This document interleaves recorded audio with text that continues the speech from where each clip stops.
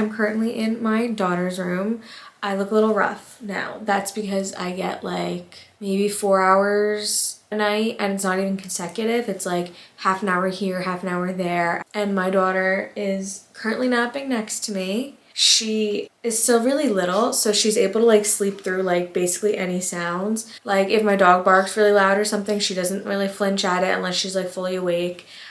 She's still like, able to sleep through things, so I'm able to film this video. But I wanted to sit down and finally share my birth story. So this is going to be partially a vlog, partially a sit down. To be honest, I thought I'd be vlogging more than I did in the hospital, because what happened with my birth was honestly like it went by really fast and it was pretty crazy. I thought I'd have more clips that like told the story rather than me having to sit down and tell the story, but I didn't, because it went from 0 to 100 really fast. We're gonna get to that, but again, I apologize for my appearance. I was watching a birth story time today actually, and she was like, I was gonna do my makeup, I was gonna like make myself look like super presentable, but then I realized that that would be portraying a side of postpartum that just like isn't true. So that really like made me feel like, okay, to be real and in the spirit of being real and really showing what postpartum is like, for me at least, I'm not gonna get all dolled up. All I did was shower today. I didn't even wash my hair.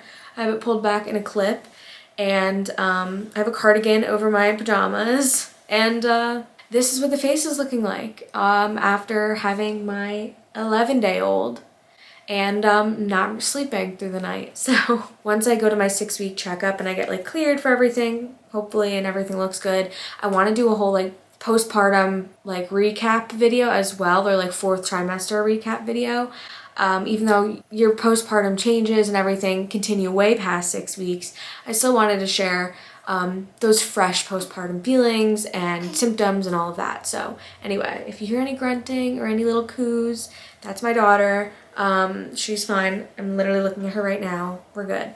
But let's get into this birth vlog / story time.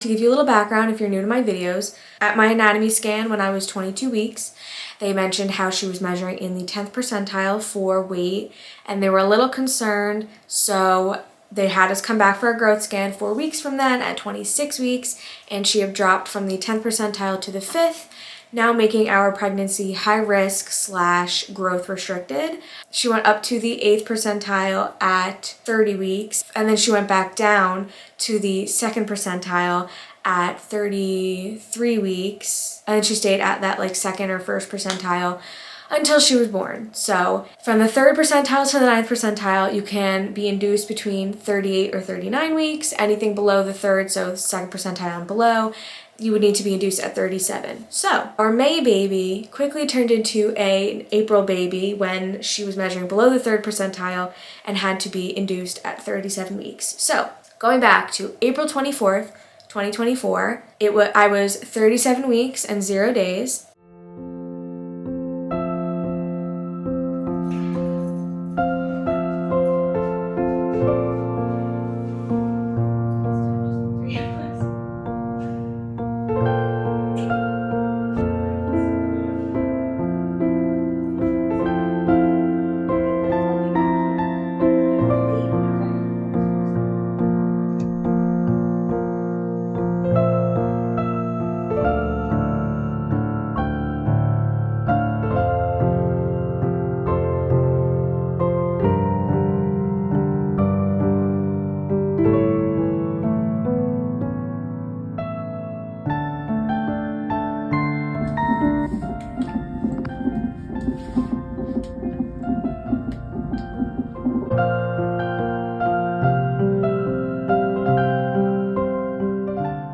I thought I would be introing this video looking like I'm in better shape, but time got away from us. It is technically the morning of April 25th, and I have officially been induced. So we knew this was planned. We knew this was coming. We were supposed to come in at 6 p.m. and then they had a really busy night, so they had us come in at 11. We got here around like 11:10, and then we've just kind of been going through the admission process, and Now it's like 1:30 and I just had I forget what it's called, the pill, but I just had the pill inserted to soften my cervix. They're gonna check me in another 4 hours, so they're just gonna kind of leave us alone, let us relax for these 4 hours, and we'll see how we do. So today is her probable birth date. We'll see how long labor takes, and she said I might start having cramping and contractions, but we'll see how my body reacts to it. They did say I was having contractions when I came in, but like I didn't feel them. So they said like, yeah, like, you know, sometimes that happens. It doesn't necessarily mean you're in active labor, but like, you know, whatever. And when they checked me last week and tonight, I'm the same. I'm not dilated at all. So 0 centimeters dilated, and we'll see where I am in 4 hours. So yeah, the baby's heart rate is great. She's moving around. She does not like the tight band on my belly. She keeps kicking the monitor. I have the IV placed.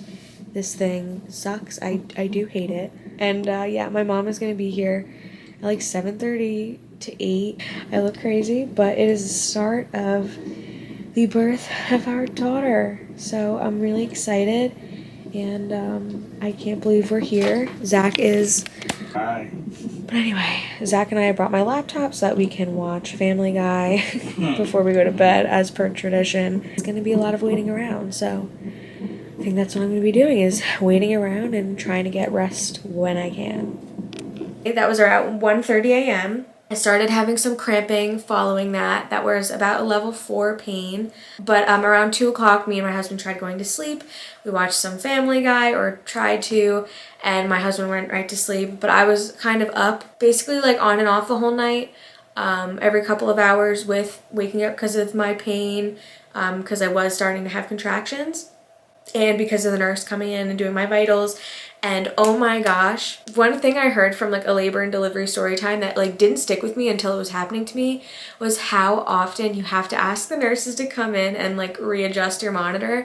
I was laying on one side for like a lot of hours, and then my legs started falling asleep. I just was uncomfortable, so I shifted to the other side. And of course, when you do that, the baby moves, you move, the monitor moves, and they have to replace it. So anytime you shift even a little bit, like even just like that or like that, your monitor moves and they have to come in and readjust it, because if they don't, it shows up on their monitor at the nurse's station that there's no heartbeat or that there's low fetal movement or whatever, so that they readjust it to make sure that it's good. So I probably had the nurses come in and do that like 15 times between when I got in and when the baby was born. But anyway, the contractions that night were at about a 4. They were honestly like creeping up towards my more painful period cramps, but like nothing crazy yet. And all I've heard up until that point was contractions felt like intense period cramps, and they do. That's how I would describe it as well. At around 3 a.m., I shifted in movement, and a nurse had to come in and adjust me. And at this point, they were having trouble finding her heartbeat. While she was hooked up, basically the whole night, she was around 140 to 150 range for her heartbeat, or her heart rate. But they kept moving the monitor around and they couldn't find anything over 90. And so they kind of had this realization of like, oh, like the baby's decelling a little bit, which means that her heart rate was going down, and anything below 110 is a little scary. So she was decelling, she didn't like the position I was in or something, or the contractions were starting to put her in distress, with a combination of what position I was in, who knows. So they had me readjust, and they repositioned the monitor, and her heart rate went back up. And it never happened again. So luckily it didn't seem like she was in any real distress. It just might have been the position she didn't like, and in a combination with the contractions. So that was a little scary, and it was something that was definitely in the back of my mind. But even when I was in very active, painful labor, her heart rate still stayed 140s to 150s. So that weird drop off to about 90 beats per minute was random and didn't happen again, luckily. At around 5:15, I was waking up to more painful contractions, around a 5 or 6 out of 10. I had pain down my legs and my back. It felt like my bad period cramps at this point. And I was hoping to get checked again for some dilation, because at this point I'd been having contractions, like pretty painful contractions, for several hours.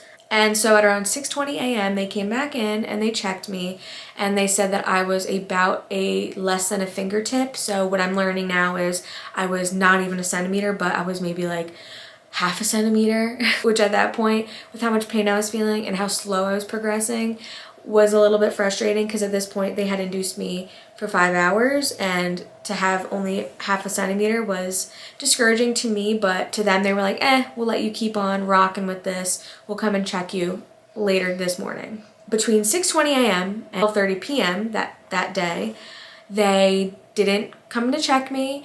They didn't give me Pitocin. They didn't give me more Cytotec. They had me just kind of hanging out, and the nurses would come in once in a while and do my vitals. But besides that, labor had basically like come to a halt and stopped, and no one was in to check me or help me along until 12:30. So at this point, my mom had gotten to us at around 7:30 because I wanted my mom there for labor and my delivery. And we were all just kind of like hanging out and waiting around for 5 hours for something to happen. So finally at 12:30, my doctor that I liked the most came in, and she checked me, and I hadn't even progressed at all after all of those hours of those mild to medium contractions I was having. So she was like, okay, we need to come up with the next steps. What do you think? And then the doctor was like, I'm thinking we insert the balloon and we insert Cytotec to really get things going. So another suppository to soften the cervix, and the balloon, which basically manually dilates you till you're about 5 centimeters, so basically until you're in active labor, and then it drops out, and the Cytotec should also help move that along. The balloon is very painful, if you know anything about the balloon. Basically, it's 2 little balloons that they insert inside your cervix. One side is in your uterus, so as you can imagine, very uncomfortable, very painful. And you don't get pain meds for this. They just stick it up you. So I'm laying there, and they are having a really hard time getting it up there because I guess my cervix was still like pretty tight. And after about 10 or so minutes of them fishing around up there, which hurt so much, it failed. So they failed with being able to place the balloon, and it was 10 or 15 minutes of that very uncomfortable, painful procedure, and nothing came of it. So they were like, okay, you know what, let's just stick another Cytotec up there. We'll come back to it. Maybe the Cytotec will loosen you a little bit more, and we can insert the balloon later. But they placed the Cytotec at 1:30, and my contractions and cramps really picked up a lot. It was basically like the same pain level as like my worst period cramps that I've gotten. Hello, it is now 2:30 something, or a little past 2:30. I don't. 2:52. Oh well. Almost 3. I haven't taken any videos since last night at like 1:30. We had the second Cytotec placed 2 hours ago, and they tried to place the balloon, and it failed, and it was very painful because I was less than a centimeter. She was very brave about it.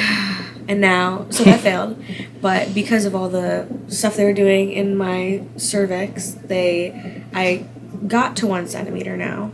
So that was 2 hours ago, and then they placed the Cytotec again, and now we're waiting to see if that is helping, but which my contractions have picked up since they placed it, so hopefully it's doing something. They're going to check me at probably like 4:30 to 5, and we'll reevaluate our plan then, but it's looking like it could be the balloon again, so hopefully when they try it next time it works. But yeah, no Pitocin so far, and I'm eating Panera now. What else? That's it. We're a whole lot of waiting right now, and waiting for the magic to happen. The contractions are happening pretty consistently. Yeah, pretty consistently, like since like, they placed the first Cytotec. So it's just waiting for the magic to happen. We'll get a better update in an hour. Hopefully. So yeah, the contractions feel like bad period cramps. Another update in some time. Hopefully. All right. Goodbye. Bye.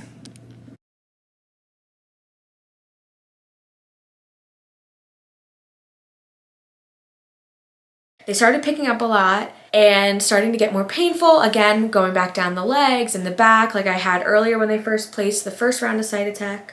And then at around 4:30, I had noticed that my contractions had basically stopped, and I was still seeing like little rises on the graph that showed your contractions, but I wasn't feeling them anymore. They were really bad at like when they first placed the second round of Cytotec, and then it kind of went away, and I wasn't having contractions anymore. And literally like 5 minutes before what happened, I said they're gonna need to do that balloon or put me on the Pitocin. Like, they're gonna have to do something because I'm not feeling these cramps anymore. We're realizing like, okay, this is gonna take a lot longer. So I had my laptop with me, I had my camera with me, and so I was like, let me edit a few videos because I wanted to edit a few. And I'm literally about to start typing. Like, I haven't even done anything on Canva yet except for upload the picture I want to use for my thumbnail, when I all of a sudden felt a pop and a gush of water, and that was my water breaking. So I literally just looked up and I was like, my water just broke. And they were like, what? Because I was not having any cramps, any contractions, anything. All of a sudden I felt like, literally, it feels like there's like a pop inside of you and a gush. And I was always really scared for how your water breaking would sound, because that sounds painful to have something pop inside of you, but it honestly like wasn't that bad. So anyway, I am like, okay, we need to call the nurse. So I call the nurse and I'm like, hi, like, I think my water broke. So she comes in, she's like, well, if this is your water, this is what's gonna happen. Okay, like, if this is your water, da da da da da. And I was like, I don't know what else this would be. Like, maybe it's not my water. Like, I don't know what else it would be, but like, sure. So she's like, can you stand up? So I stand up. And sure enough, there's like a little bit of like wetness on the bed. And I look down and it's trickling down my legs. And it's like a watery pinkish red. And I'm like, is this supposed to be bloody?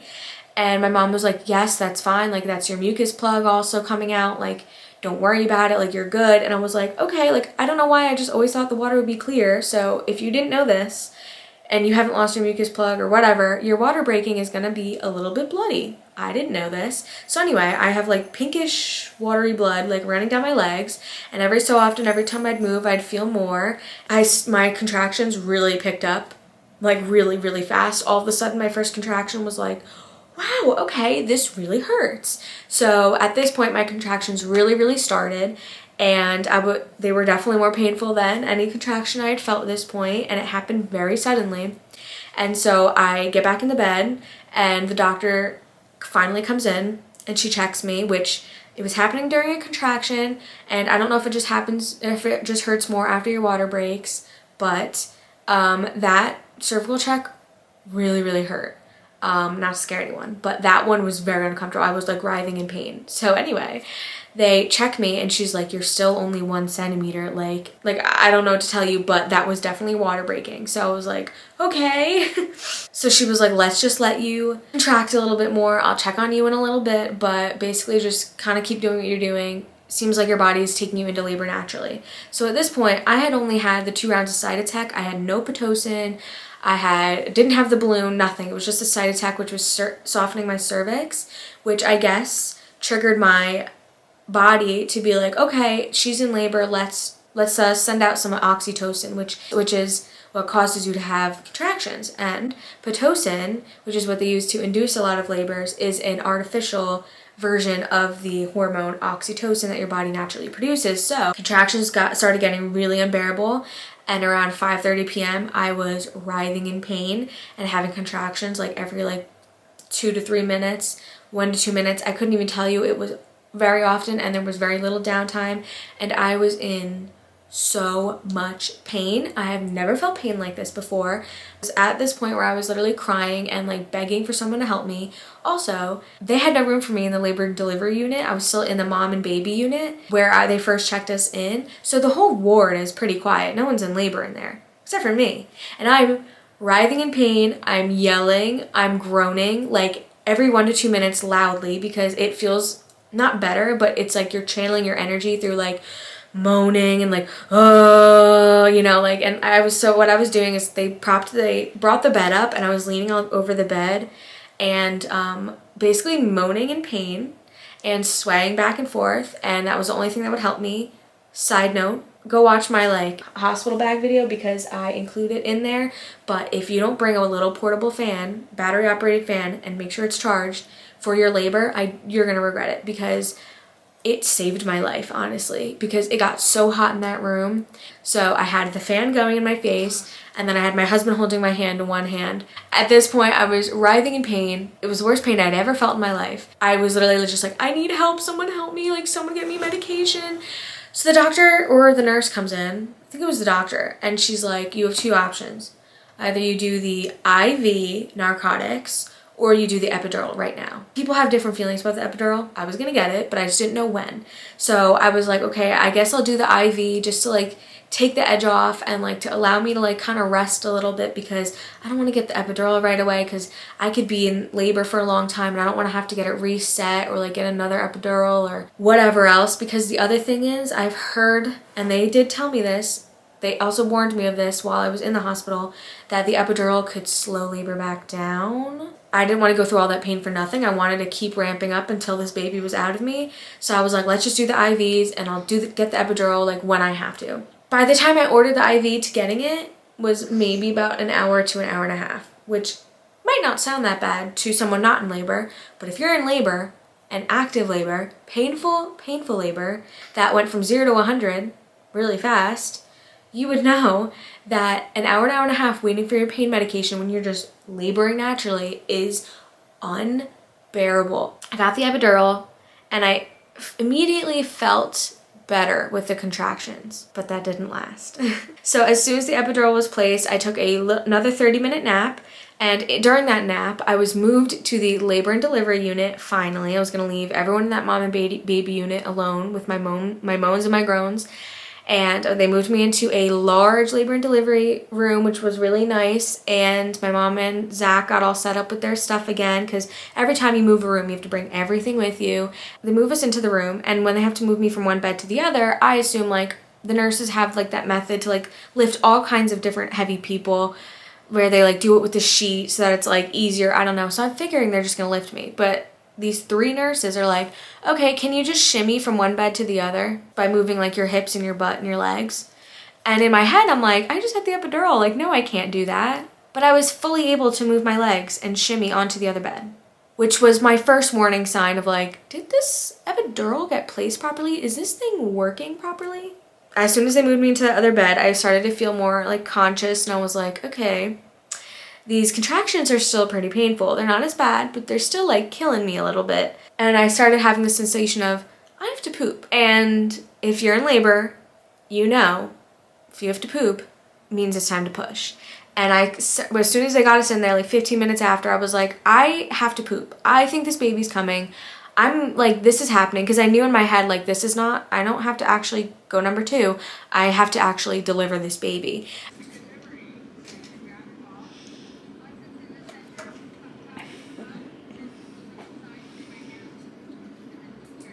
Let's turn this off, and then I'm gonna put on music. Okay. Yeah, I have your speaker. Recording. I went from 1 centimeter to 10 centimeters. I feel like so much pressure. I feel like I'm gonna poop myself. I think I might poop myself and have this baby at the same time. It's what time? It is 8:50. It's 8:50. I think I'm gonna have this baby very soon. So wish us luck. We got moved to a bigger labor and delivery room. I think I'm gonna have this baby hopefully soon, because I feel like something's moving. And I'm gonna put on my playlist or some songs, and we're gonna have this baby. We're gonna have a baby. We're gonna have this baby. I think that's the update. It went from literally 0 to We were 10. not expecting it. It went from 1 to 10. 1 to 10. You know, feels like we've been going through it a long time. Yeah. But we're getting there. Yeah. We really are. I don't know. The last time I checked in, I didn't have any pain medication, and then I got 2 pain medications. I don't remember the name of them, and that helped for a while. It helped me sleep because I was not doing well before that. Did we give an update from when your water broke? Oh, I don't know. I was sitting up in bed, on my. Okay, let's. What time did my water break? Like 4. 4 o'clock. I was sitting up, about to do some things on my computer. I felt a pop and a rush of water liquid, and then I got up, and sure enough, it was my water. It was like bloody-ish, brownish, and I was losing like mucus basically as well. And then that's when the contractions literally started getting crazy. And after some time of that, they checked me. It was my water, but I was still only 1 centimeter. And then I I labored for about like an hour and a half without medication, and I don't know why people ever do labor without medication. Don't do that. So they gave me 2 IV medications that helped me rest and relax, and then at a certain point I was like, okay, I need the epidural, so I got the epidural. I was loopy and like kind of not awake for that, so that wasn't too bad. I literally just pictured like me holding like God's forearms or like Jesus's forearms and just like, you know, pretended like the nurse was Jesus. I don't know if that's weird, but got the epidural. I think it's working. It's working a little less right now because I'm literally about to push and like feeling like I'm gonna give birth to this baby. And yeah, I've been sleepy. I've been resting on and off, but the contractions are now just fully in my butthole. That's where I'm feeling them. So I think I'm gonna have this baby soon. Yeah. And another contraction's coming. That's the update.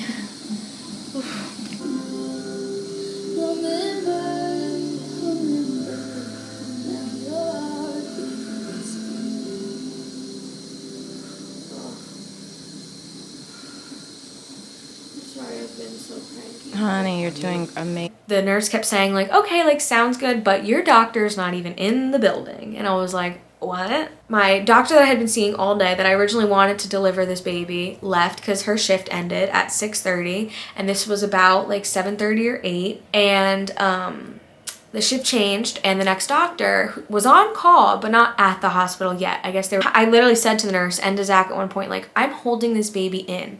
Like, I'm having to hold it in. They were like, yep, just keep holding it in. And I was like, I'm telling you I have to have this baby. Like, I'm ready to push, and you're telling me to hold it in? And the nurse was like, if I have to catch the baby, I'll catch the baby. And I was like, what? And at a certain point, my mom went downstairs to get her and my husband Panera. The nurse had left to go get something from somewhere, and it was just me and my husband in the room. And he was looking at me, and I was half consciously looking at him, and he was like, am I gonna have to deliver this baby? Because I kept saying to him, like, Zach, I'm gonna have this baby. Zach, I need to push. Like, I'm gonna deliver this baby. Finally, the doctor comes in after I have been basically begging someone to check me for an hour, telling them that I'm going to give birth, and it hurts. Like, every time I have a contraction and I have to hold the baby in, when I'm like, the contractions naturally move the baby along in your birth canal. I'm feeling this happening and I'm having to hold it in. Like, it's the most uncomfortable, semi-painful thing, but definitely super uncomfortable thing. Like, imagine just holding in the biggest poop of your life. You just kind of have to keep it there for like an hour. Like, it's very uncomfortable. The nurse just like looked at me and was like, oh, I see the head. So anyway, there's this thing called breaking the bed. I don't know if this is like a common term in like labor and delivery. Basically, breaking the bed is when they take the bed apart, they like cut it in half so that the doctor can be like right up against where you are and deliver the baby. So the nurse was saying, like, leading up to like the doctor getting there, since we got into labor and delivery, of we'll do a few practice pushes and then we'll let you rest for a little bit, and then when it's time we'll break the bed and then we'll start to like go through like pushing and everything. And I didn't get those practice pushes because the doctor came in, took one look, didn't even do a cervical check, took one look and said, yeah, let's break the bed. That's how close I was to having this baby. So the doctor takes off her coat, she like scrubs in, she gets her whole getup on, and then she checks me and she's like, yep, you're 10 centimeters dilated, it is time to push. So to go from 1 centimeter to 10 in the span of like 5-ish hours is really intense and a lot, which is why my contractions were happening so intensely, because I was going into labor like very, very fast. They broke the bed, doctor got suited, and Zach came up by me. And at first I was like, you should go down there at some point and look, like prior to me being in labor, but he ended up not, because he wanted to be up by me. And he was also like catching glimpses of like how much blood I was losing, and it was freaking him out. But my mom was standing right next to the doctor as I was pushing, so she really got to see like the full thing. So anyway, from the start of me pushing to the end of me pushing and her being out was only 15 minutes. Thank God. And that is almost unheard of for your first time having a baby. And I am so grateful for that. However, it was 0 to 100 and extremely painful over a short amount of time, rather than it being less painful over a longer amount of time. But I'm glad my birth happened as it happened. And then, so this whole time I'm in the zone, my eyes are shut, And the doctor had to be like, I felt her leave my body. Like, you feel like all that pressure release and you feel her leave. And then my doctor had to literally be like, okay, open your eyes. Like, open my eyes, showing her to me. And then I like closed my eyes again for some reason. I don't know, it was a blur. And Zach cut the umbilical cord. I wish I was watching. I wish my eyes were open for that. I didn't get to see that, but my husband got to cut the umbilical cord, which was really, really cool. And then they placed her on my chest. And we did the hour of skin to skin. And of course, like, they do the stimulation to get her like nice and stimulated to make sure she's like breathing and everything's cool and she's like getting all the amniotic fluid and all that stuff up. But she definitely still had a lot of that cheese, that vernix or whatever it is on her still. I delivered my placenta, which wasn't that bad. I got to see it across the room in like the little biohazard like little tub thing. That was pretty cool, I guess. It was bigger than I expected it to be. And then they started stitching me up, and I have never had stitches outside of like stitches in my gums when I had my wisdom teeth out, but you're asleep when they do those. I felt them stitching me up inside and outside. So I had a very little 1st-degree tear, and then I had some of like the internal like stitches that needed to happen, but then I also had a right labial tear. It's not as common to rip horizontally according to like what I know. It's more common to rip up and down rather than like side to side, but it wasn't like a bad tear, I don't think. I don't actually know. While they were stitching me up, my mom asked like, how many stitches is that? And they wouldn't give her a number because I think they didn't want to freak me out. They were like, a good amount. And I was like, okay. So I don't really know what it looks like down there. One word of advice I got a long time ago before I was even pregnant was, do not look at yourself. So I have not looked down there. I've been curious, but I have not looked. I'm just gonna let her heal. And then once she's all healed up and the doctor says I'm good to go, then I will look. But I wanna give her time to heal before that because I don't wanna be traumatized, okay? They were not happy with how much blood I was losing after giving birth. They didn't call it a hemorrhage. They just said like, yeah, you're bleeding more than we would like. So they kept on pressing their hands on my stomach and like trying to like get me to clot, but it took like longer than they had wanted it to for me to stop bleeding as much. But eventually, once they moved us back into the mom and baby unit, which was like about like an hour or two after I delivered, my bleeding had slowed down and it was back down to just normal postpartum bleeding, which is a lot still, but I guess I was like really still gushing a little bit. So anyway, after the hour of skin to skin, they took her to do their tests. I think it's like the APGARD or something. And they also weighed her and took her and measured her, and she was born 4 pounds, 15 ounces. So as long as she was healthy and above 2,000 grams, which is about 4 pounds, 6 ounces, she would be good to go home. So we were happy with the 4 pounds, 15 ounces, and she's not back up to her birth weight yet. She did drop, and she is still gaining weight, but she's gaining weight now, and we're hoping at the next doctor's appointment that she will be up to her birth weight or more, which at this rate she should be. She was also 18 inches long, so on the small side, but when I looked it up, 18 inches long is in the 3rd percentile for height or length, and 4 pounds 15 ounces is in the 1st percentile for weight. So she was born in the 1st percentile. So yeah, it was like, honestly, after birth we were just kind of in awe that she was here and that she was not in my stomach anymore. I'm still having moments of like, I can't believe I'm not pregnant anymore. It makes me really sad to think about, but I am happy that she's here with us, safe and in this world, and I'm excited to watch her grow and also terrified and sad to watch her grow. But so my mom eventually left. My sister came to pick her up, and it was just back to my husband and I, and we just spent that night being awoken by nurses and getting used to having a baby. That is my labor and delivery story. I want to end this video by introducing you guys to my little baby. So let me go get her. Here she is. Sorry, I had to turn it down a lot. It was a little bit bright, but this is my baby. She is just waking up from a nap right now. I'm gonna have to change her soon, but this is little Addison Victoria. Yes, so I did name her after myself and with her middle name, Victoria. She's falling back asleep. I have to wake her up and change her and feed her, so. But she's just our little angel. We're not sleeping much, but who with an infant is sleeping enough? That was my very first labor and delivery, and this is my very first baby, and I love her very much. mentioned this in a previous video, but my husband and I, as of now, are comfortable sharing her face here and there. We are comfortable sharing clips of her here and there. Of course, nothing goes without me editing it first. So this is still my channel. This is still all about me, but my labor delivery and me being a mom is part of my story. But I'm not going to be sharing too much of this little one's story as time goes on, just because I want to give her privacy and I want to keep her safe. But here and there, she will definitely be in the background of my videos. She will definitely be a part of my videos, but just not the focal point because this is my channel, not hers. Thank you guys for watching. Subscribe, and goodbye.